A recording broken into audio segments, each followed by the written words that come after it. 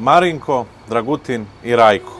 Čestiti, pošteni, obični momci iz Nikšića koji su posvećeni Bogu, porodici, vjeri i svojoj crkvi, se nalaze 3 dana u kazamatu, odnosno u zatvoru, u peći. Krivica koja im je stavljena na teret je što su, Bože moj, na tablicama imali natpis Kosovo je Srbija.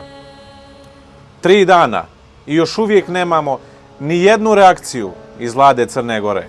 Ćuti premijer Milojko Spajić, ćuti ministar spoljnih poslova Ervin Ibrahimović, ćuti crnogorska ambasada na Kosovu i Metohiji, odnosno na nezavisnom Kosovu, ćute većina političkih stranaka u toj vladi.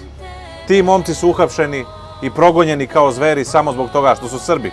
Da li su oni manje vrijedni nego što su vrijedni neki drugi državljani u našoj zemlji?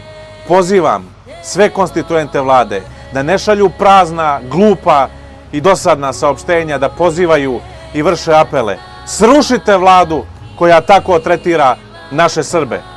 Danas su to njih trojica, a sutra će biti ko zna koliko stotina uhapšenih i progonjenih samo zbog toga što su Srbi. I trebali da kažem koliko bi mi danas trebali da pohapsimo Albanaca širom Crne Gore zbog njihovih zastava. Ne zastava Albanije, nego zastava Velike Albanije, koji podrazumijevaju teritorije Crne Gore. Sramota je što 3 dana nemamo reakciju naše vlade, one vlade za koju smo se borili, onih funkcionera i ministara koji su preko naših leđa došli do tih fotelja, blindiranih kola i policijskih rotacija i blinkera.